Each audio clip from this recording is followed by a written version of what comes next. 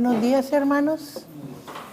Vamos a comenzar con nuestra clase de escuela dominical de hoy. Bien, vamos a continuar con el capítulo 16 y ahora sí vamos a ver la ejecución, lo que cada una de las copas va a contener, ¿verdad? Y empezamos con el versículo 1 del capítulo 16, por favor.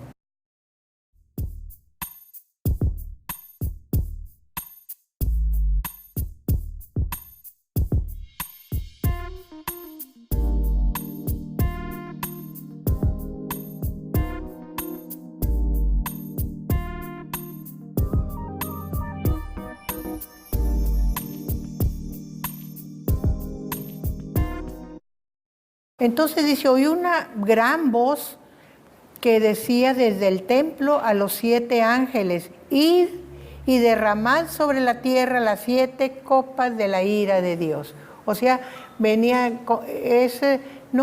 alguna forma no son órdenes, sino son una marca del tiempo preciso. Ya es hora, id y hacedlo. Es como cuando me dicen a mí, ya son las 10. ¿Verdad? Es hora de empezar el estudio, ¿verdad? Estamos esperando, se está arreglando, estamos esperando que lleguen todos los que van a llegar a la hora precisa y entonces empezamos. Es como marcar el tiempo, ¿verdad? Y ya, es el momento.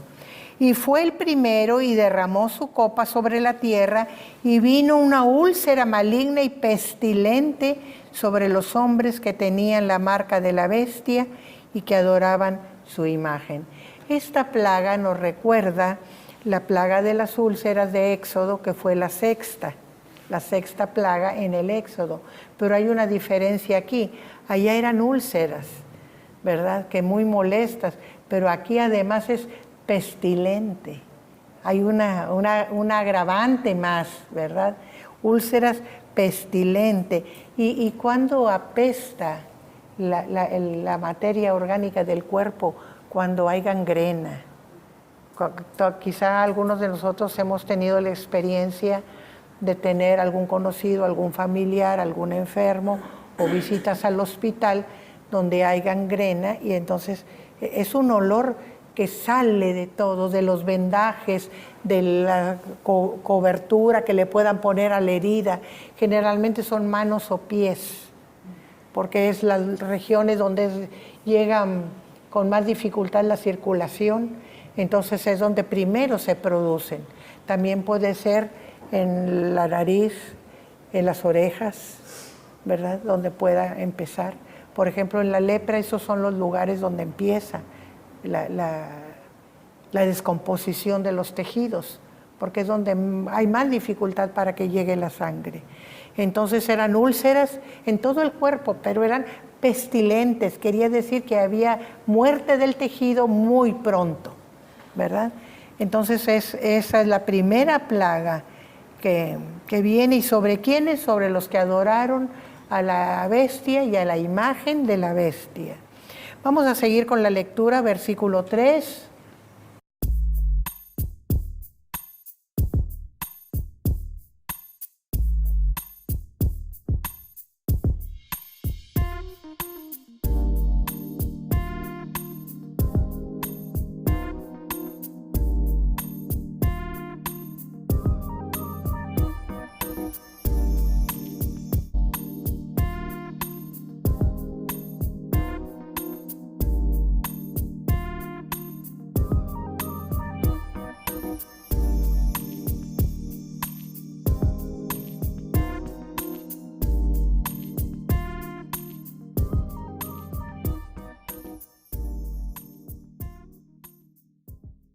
Aquí nosotros vemos que el segundo ángel derrama su copa. ¿En dónde viene el juicio? Dice sobre el mar. Y ese se convirtió en sangre como de muerto. Aquí también nos recuerda una de las plagas de Egipto, la primera plaga, que se convirtieron las aguas en sangre, ¿verdad? Pero a diferencia de esa vez, aquí la sangre es como de muerto. O sea, ya una sangre que está en putrefacción. Pues nosotros sabemos sobre todo cuando vemos a un animalito cuando recién muerto, no apesta, no huele, pero cuando ya tiene más de un día, entonces desde lejos podemos notar el olor de la sangre, de las vísceras descompuestas. Entonces este olor de sangre era como de muerto, o sea, ya de más de 24 horas de haber muerto un ser, ¿verdad? Y murió todo ser vivo que había en el mar. O sea, se intoxicaron los peces, todos los animales que viven en el mar. Y digo animales que viven en el mar porque no todos son peces. Ya sabemos que las ballenas y los delfines son mamíferos, ¿verdad?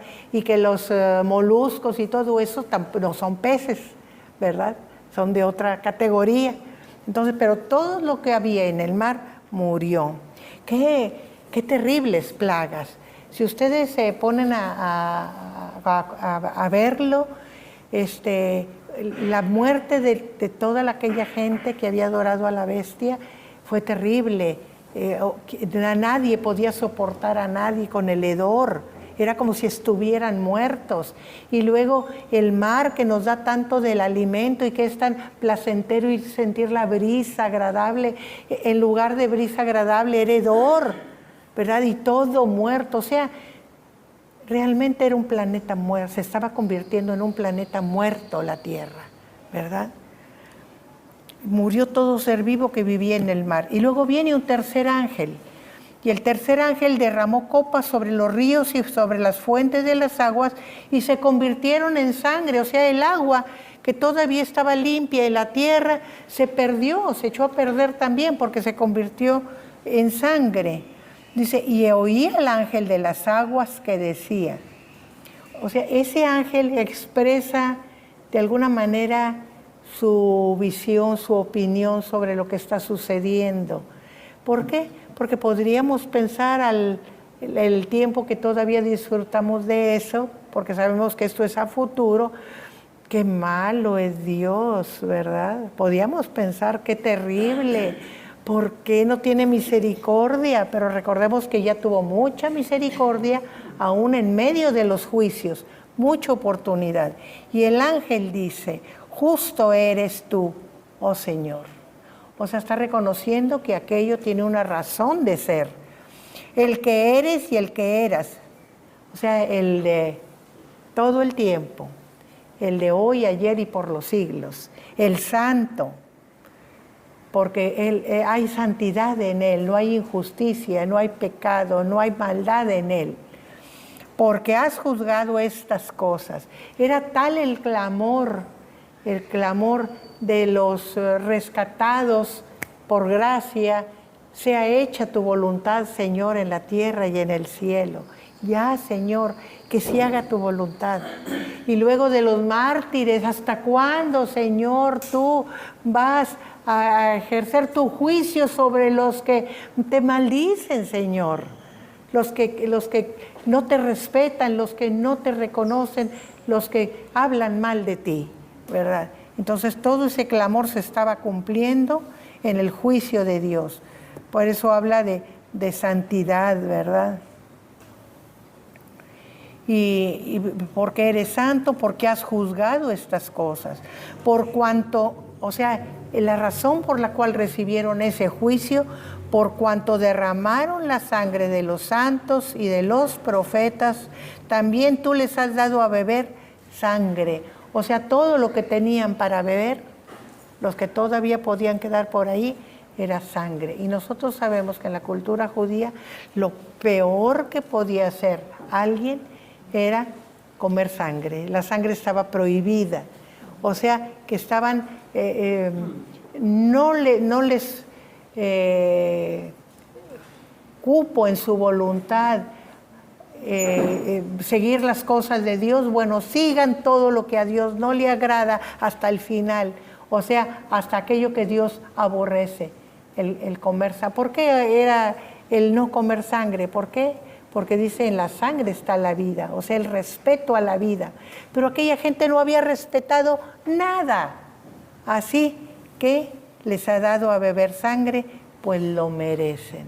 O sea, es el resultado de su propia conducta es el juicio. Nosotros decimos que en nuestros hechos va el castigo implícito, ¿verdad? Porque la consecuencia de nuestros hechos va a ser nuestro castigo, ¿verdad? Y como yo recuerdo mucho de los predicadores que nos formaron, que decían, ponían el ejemplo de que si la joven se embaraza fuera de matrimonio, ¿verdad? Pues Dios le va a perdonar su pecado, pero no le va a quitar al niño. Ese se va a tener que quedar con él y va a tener que pasar la situación de ser madre soltera y la obligación de educarlo, de formarlo y tratar de sacar lo mejor de aquella criatura, ¿verdad? Aunque el Dios le perdonara el pecado, pero el resultado de su pecado se queda, ¿verdad? Y así es en todas las cosas, ¿verdad? Gracias a Dios, Dios nos dio los hijos como bendición, así que ahí hay misericordia de Dios también, ¿verdad? Porque si la madre no acepta al hijo, le va a hacer como maldición, pero si acepta a su hijo y lo ama, va a ser una bendición para ella, ¿verdad? Hay misericordia de Dios aún en eso. Pero dice que lo merecen. Y dice el otro versículo, el 7, también oía otro que desde el altar decía claramente, decía, ciertamente, Señor Dios Todopoderoso, tus juicios son verdaderos y justos. O sea, lo que se anunció al principio, que Dios era justo, que Dios era santo, que Dios era verdadero, se está viendo al cumplirse todo aquello que el Señor dijo que sucedería, ¿verdad? Vamos a seguir con la lectura del versículo 8. Hermana, hasta ahorita son me parece que son 3 ocasiones en que se repite lo mismo de los juicios justos de Dios, hasta ahorita, ¿verdad? No sé más adelante. Y nada más quería hacer notar, hermana, que aunque el segundo ángel y el tercero derraman sus copas sobre las aguas, sí, uno la derrama sobre las aguas saladas del sí. mar y el otro la derrama sobre las aguas dulces, potables, ¿verdad? sí. Las fuentes y los ríos, que son las aguas bebibles. Sí, por eso dice que les dio a beber. Sí, por eso los separa, porque unas son los que proveen alimento, el mar, pero no se puede beber el agua de mar, ¿verdad? Pero la otra sí es necesaria para la vida, las aguas dulces, como dice el pastor, las de los ríos. Y dice, fíjense, dice el ángel de las aguas en el tercer ángel. No es un ángel cualquiera, es el de las aguas, o sea, aguas de vida, ¿verdad? El ángel de las aguas dice, justo eres, Señor, ¿verdad? Sí. Sí, en la justicia, lo que anunciaron en el cántico está viéndose cumplido en los juicios, ¿verdad? Porque el poder del Señor, ¿verdad? Las obras del Señor, la justicia del Señor, la verdad del Señor, ¿verdad? Que se expresó en el cántico, está reconociéndose en sus obras. Vamos con el versículo 8.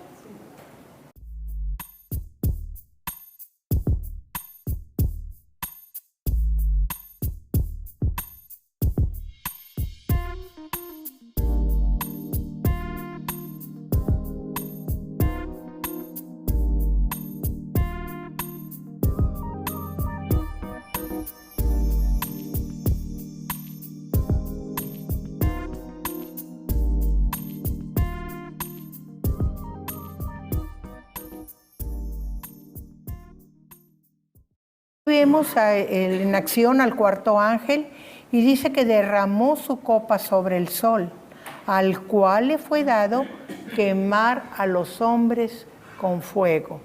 Nosotros ya estamos viendo un poco de eso, porque ya sabemos que el sol nos quema al grado que nos produce muerte. ¿En qué forma? En forma del cáncer de piel, ¿verdad? Es tal el poder de los rayos del sol que nos producen, nos cambia nuestras células de la piel. La piel tiene la melanina, o sea, el pigmento para protegernos precisamente de los rayos del sol. Por eso donde el sol es más intenso, las personas tienen un color más oscuro de piel, ¿verdad? Los pueblos meridionales, o sea, los que están más cerca del Ecuador, tienen piel más oscura que los que están cerca de los polos.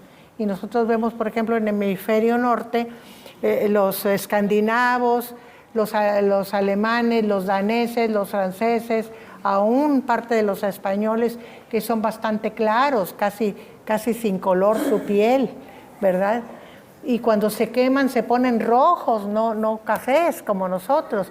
Pero los meridionales, que recibimos desde que nacemos un calor de sol más intenso, producimos más melanina, porque es el pigmento que nos protege. Y nosotros vemos en la raza negra que en África es donde es el más intenso. África significa caliente, les voy a decir, esa es la traducción de la palabra África. Sí, caliente, ¿verdad? Entonces son donde tienen la piel más oscura, porque es necesario. El Señor sabe lo que necesitamos y por eso tenemos distinto color las distintas gentes. Ya cuando es parte de nuestro cuadro genético, pues ya lo heredamos, ¿verdad? Donde quiera que nacemos ya heredamos esas particularidades. Pero hay una razón de ser. Pues al sol se le dio la capacidad de quemar a la gente. Sí, pastor. Sí, hermana. Dice usted que esto ya lo estamos viendo en cierta manera. Mi pregunta es, ¿qué ha cambiado? Digo, el sol ha cambiado, o por qué la gente de antes andaba mucho tiempo en el sol, los agricultores, los marinos, los pescadores, ¿verdad? O no se oía mucho de cáncer de piel o no se conocía, ¿verdad? Y actualmente ya nos piden que usemos gorra, bloqueador, manga larga, camisa de manga larga, ropa de manga larga. Sí, todo el daño en la naturaleza es producto nuestro, ¿verdad? Nosotros hemos destruido la protección que Dios proveyó para la tierra. Si nosotros recordamos en el tiempo de Noé, dice que nunca había llovido sobre la tierra. ¿Se acuerdan de ese pasaje? O sea, que la tierra estaba, yo lo pensé de esta manera, la tierra estaba toda cubierta con una capa de nubes que hacía que la temperatura de la tierra fuera igual en todo el globo. No había polos ni ecuador en cuanto a temperatura. Sí, en cuanto a situación pero no había, en cuanto a temperatura no lo había. ¿Por qué lo digo? Porque en los polos se han encontrado mamuts con hierba verde adentro. ¿Qué quiere decir? Que había hierba verde en todo el globo, ¿verdad? Pero había una capa protectora. Después de Noé, cuando viene Noé, empieza a llover, que no lo creían que iba a llover, ¿verdad? Estaba loco Noé. Entonces, y esa capa de nubes se desvanece, se acaba. Entonces viene la diferencia de temperaturas, ¿verdad? Donde le pega el sol más directo está más caliente, donde le pega oblicuo los rayos del sol está más frío. Ahora depende eso de la inclinación del globo, ¿verdad? Por eso tenemos distintas veranos y primaveras, inviernos y otoños en el norte y en el sur, porque cuando en el norte estamos así delante del sol, el sur está muy lejos del sol, entonces tiene temperaturas contrarias a nosotros. Cuando se voltea, cuando da la vuelta en la órbita y nosotros tenemos al sol atrás, pues tenemos invierno y los otros pueblos tienen calor, ¿verdad? Pero también en tiempos que estamos viviendo, hemos destruido con el gas que tienen los aerosoles y los gases industriales, hemos destruido la capa de ozono. ¿Qué es el ozono? El ozono es un gas, es oxígeno, pero no, el oxígeno normalito tiene 2 moléculas, O2, el ozono tiene 3, y ese oxígeno con triple molécula era la que protegiera la capa máxima que protegía el globo, pero ese ozono lo estamos destruyendo. Hagan de cuenta que se está reaccionando ese O3 con los gases que producimos y se destruye, se vuelve oxígeno normal. Entonces se acaba la protección. El sol tiene los mismos rayos, es la misma potencia. Los científicos también dicen que el Sol va disminuyendo de capacidad, que hay ciertas explosiones de repente muy fuertes, lo que produce interferencia en las comunicaciones electrónicas, ¿verdad? Pero también que es una estrella que va a llegar el momento en que se apague, ¿verdad? Que se acabe y se apague. ¿Por qué? Porque arden hasta que se acaban, ¿verdad? Pero por lo pronto es incandescente, la luz que vemos del Sol es incandescente. Y nuestro Sol es un Sol amarillo. Hay soles rojos, las estrellas esas rojas que vemos, como la que le llamamos ojo de toro, Antares o algo así se llama. La del centro de la constelación de Escorpión es un sol rojo. Y hay soles azules, como Sirio. Las estrellas más potentes, los soles más potentes son los azules. Y luego siguen los rojos y luego siguen los amarillos. Los amarillos son los más débiles, ¿verdad? Entonces, no hay realmente, para el tiempo nuestro, en comparación del tiempo de las estrellas, es mínimo el tiempo que ha pasado del tiempo de Juan al tiempo de nosotros, como para decir un cambio en el Sol. Hay cambios, pero no se dan tan drásticamente, ¿verdad? Pero sí nosotros hemos cambiado nuestro ambiente en la Tierra.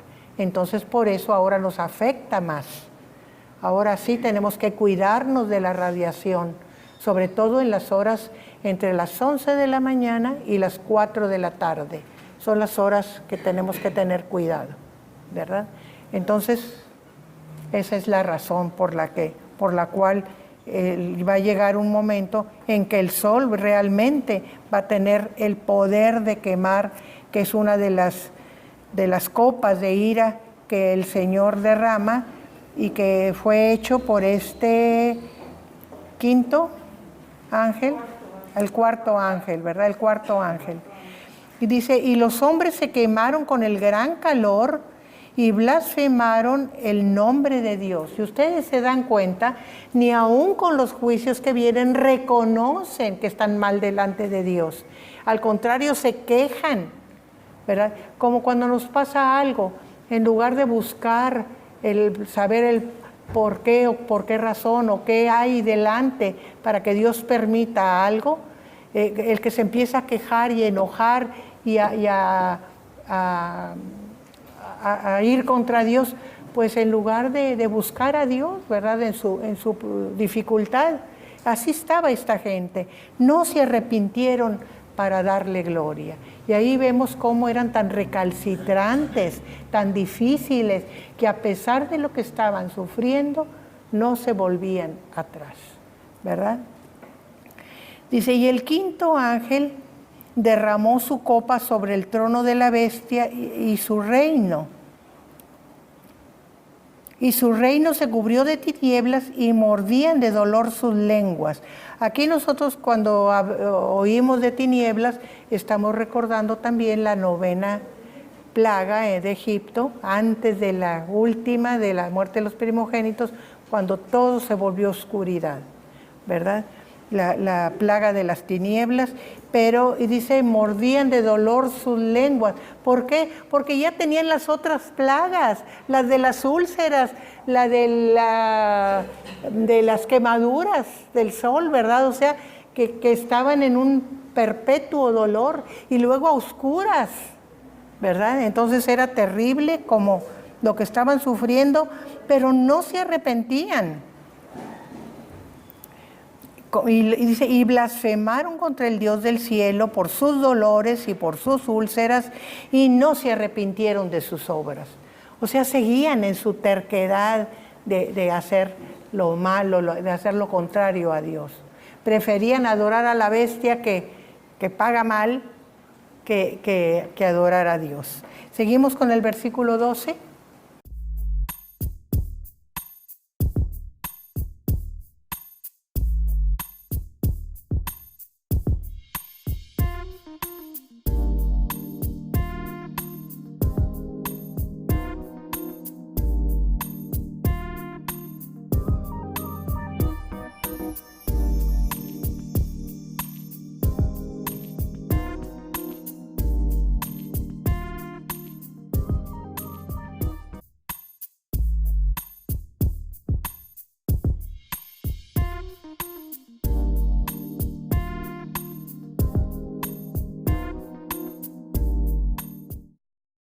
aquí el versículo 12, el sexto ángel derramó su copa sobre el gran río Éufrates, y el agua de éste se secó para que estuviese preparado el camino a los reyes de Oriente. Aquí ya nos este ángel de la sexta copa, ¿verdad? Dice que se secó el río Éufrates, y el río Éufrates es el río más importante. Sabemos que hay dos, el Tigris y el Éufrates. El Éufrates es el occidental y el Tigris es el oriental de la Mesopotamia. Y en la parte norte es el límite del Estado de Israel dado por Dios. En la geografía y en la actual geografía está mucho más abajo el límite de la tierra de Israel. Pero en el Génesis, los límites que da Dios es el norte del río Éufrates. Entonces desde ahí, desde el norte, se seca el río. Porque el río Éufrates tiene una característica muy especial. Nace al oriente del Tigris, pero es una región muy montañosa y hace un rodeo, hace una curva que pasa por encima del nacimiento del Tigris y viene a salir por el oeste. Y entonces viene a constituir el río del oeste, ¿verdad? Entonces, esa región del norte es, vamos a decir, el camino que comunica Oriente y Occidente, ¿verdad? Pensando en que son infranqueables esos ríos, ¿verdad? Si no hay manera de cruzarlos, son infranqueables, son difíciles. El Tigris es muy, los dos son muy caudalosos, pero muy peligroso, tiene muchos rápidos. En las montañas tiene, hagan de cuenta, cortes tan violentos, que es una corriente muy violenta. Ese no se puede hablar de río navegable porque es muy violenta su corriente, muy peligrosa. En el río Éufrates sí, es más tranquilo, más pacífico, menos violenta su corriente, ¿verdad? Por eso el paso está por el lado norte. Pasar el Tigris es toda una aventura, ¿verdad? Ya con los medios modernos y puentes modernos posiblemente, pero en aquella época de Juan era imposible. Entonces está hablando del paso, de la facilidad de llegar. Y en realidad los eruditos no nos hablan nada acerca de los reyes de Oriente, ¿verdad? ¿A qué se refiere? ¿Por qué es importante que el río esté seco para que pasen los reyes de Oriente? Lo único que nosotros tenemos de referencia bíblica de los reyes de Oriente, pues son los que vinieron para adorar a Jesús cuando nació. Es todo lo que tenemos. Y es referido a Judea, ¿verdad? Los reyes de Oriente referidos a Judea, pues eso es relativamente cerca. Pero aquí, ya pasando el Éufrates, pues ya no tenemos una claridad a qué se refiere, ¿verdad? Pero si hay una raza ya que ha sido muy imperialista, sí, sí, que se ha discutido el globo terráqueo, ajá, en Estados Unidos y Europa. Sí. Y puede ser una profecía de que aquellos van a tener poder.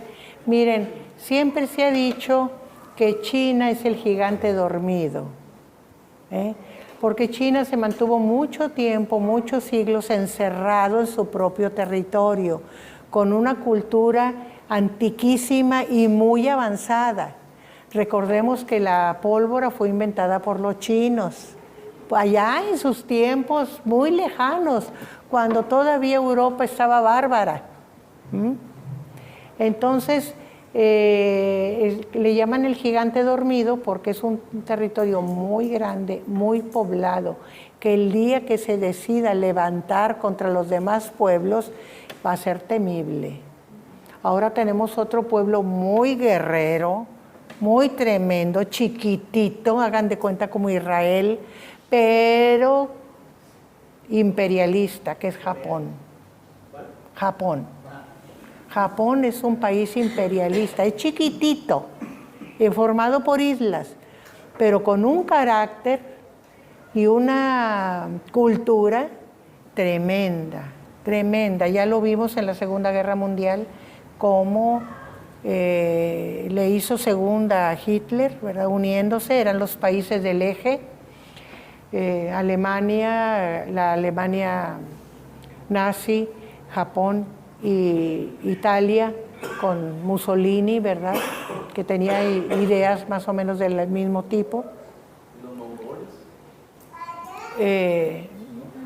No, Japón fue el fuerte, el que hizo fuerte. Pero también en esa Sí, Mongolia es el sur de Rusia, sí, los mongoles. Los mongoles ha sido un pueblo de lo que han salido muchos jefes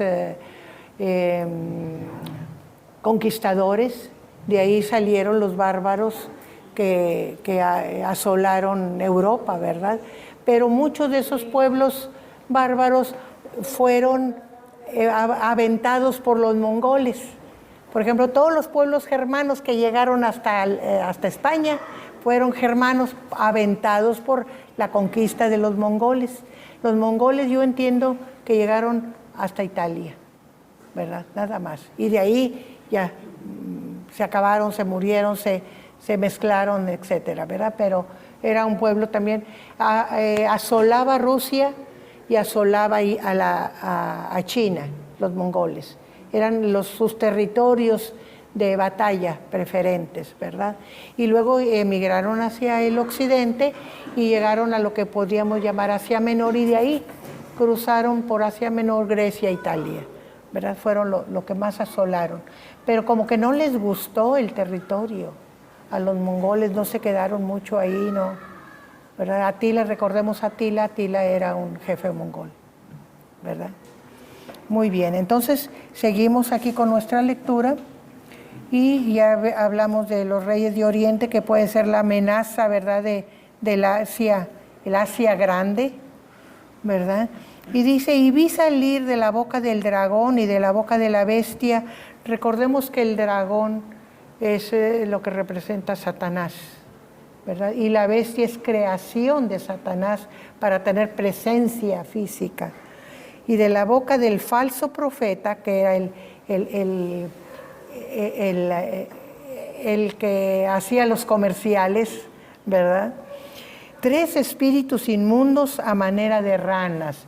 Y esto nos recuerda lo que los caricaturistas usan, ¿verdad? Que cuando alguien está diciendo malas palabras, que le ponen ranas y culebras saliendo de la boca, ¿verdad? Es representación de esto, ¿verdad? De lo malo que hay dentro del ser humano, demonios, ¿verdad? Entonces decimos, no, hombre, habla con puras ranas y culebras, ¿verdad?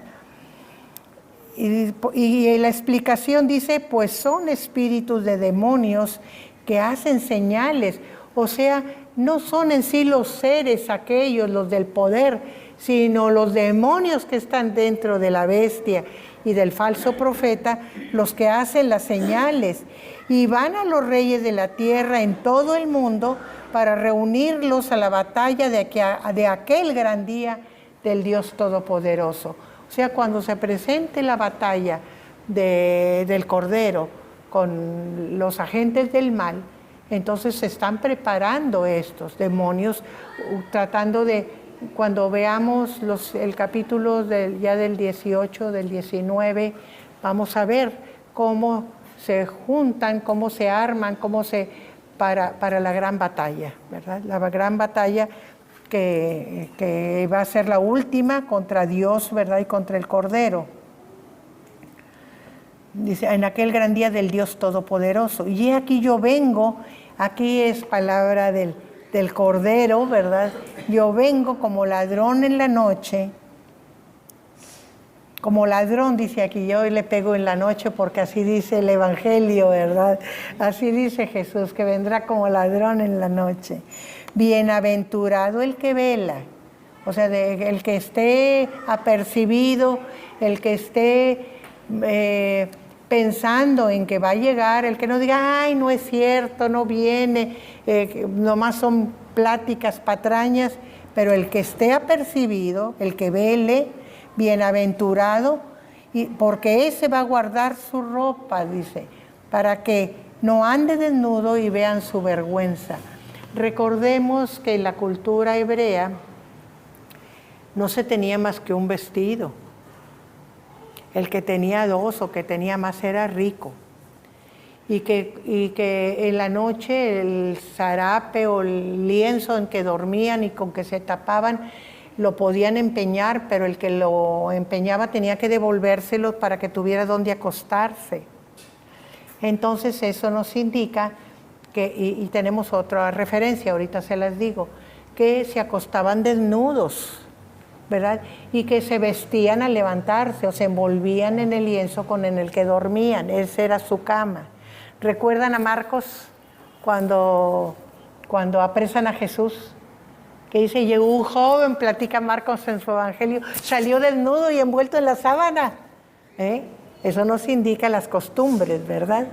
Entonces aquí la estamos refiriendo, como el Señor dice que el que vela va a cuidar sus vestiduras cerca, a tenerlas siempre a la mano, para que cuando venga el gran día no le pesque de sorpresa y se exponga desnudo a los demás y vean sus vergüenzas. Ya sabemos que las vergüenzas son las partes íntimas, ¿verdad?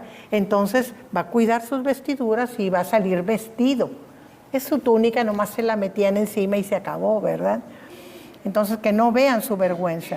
Y lo reunió en el lugar que en hebreo se llama Armagedón. O sea, aquí está hablando de la bestia, del dragón y del profeta, que reunió a todos sus seguidores, ¿verdad? Porque dice que hablaba a los reyes de la tierra para reunirlos para la gran batalla.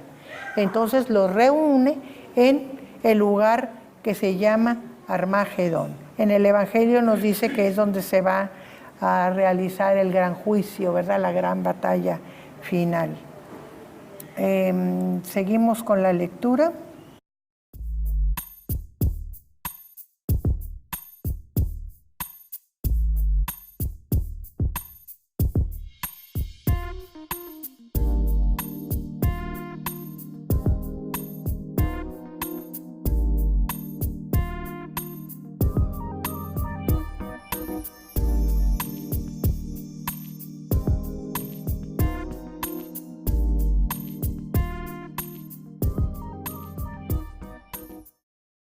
Entonces vemos, dice, que el séptimo ángel, o sea, es el último, derramó su copa sobre el aire y salió una gran voz del templo del cielo, del trono, diciendo, hecho está. O sea, que el derramar esta última copa, esta séptima copa, era el final del juicio. Hecho está. Esto nos recuerda las palabras del Señor Jesucristo en la cruz, consumado es, ¿verdad? Ya se acabó, todo está hecho. Así también, ¿y de dónde sale la voz? Del trono.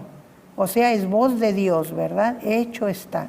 Entonces hubo relámpagos y voces y truenos y un gran temblor de tierra, un terremoto tan grande, cual no hubo jamás desde que el hombre ha estado sobre la tierra. O sea, las señales de juicio, ¿verdad? Que estas son muy comunes en casi todos los juicios, los relámpagos, voces, ¿verdad? Y truenos. Los truenos y las voces, como que muchas veces los truenos representan voces tan potentes que duelen los oídos, ¿verdad? Y también dice que hubo un temblor. Los temblores generalmente es la oscilación, ¿verdad? Pero el terremoto ya es cuando la tierra se abre, cuando se desplazan las placas, ¿verdad? No nada más tiembla, sino se abre la tierra. Entonces hubo las dos cosas, ¿verdad? Un terremoto tremendo, como no hubo antes, desde que los hombres han estado sobre la tierra. Y la gran ciudad, aquí ya nos está hablando de aquella gran ciudad, fue dividida en 3 partes. Y las ciudades de las naciones cayeron, y la gran Babilonia vino en memoria delante de Dios para darle el cáliz del vino del ardor de su ira. Aquí está el anuncio. Esto, recuerden, son anuncios. Y después nos va a relatar el resultado del anuncio, o sea, ya la caída de la gran ciudad de Babilonia la Grande, ¿verdad? Como resultado del juicio de Dios sobre ella. Vamos a leer los últimos versículos del 20 en adelante.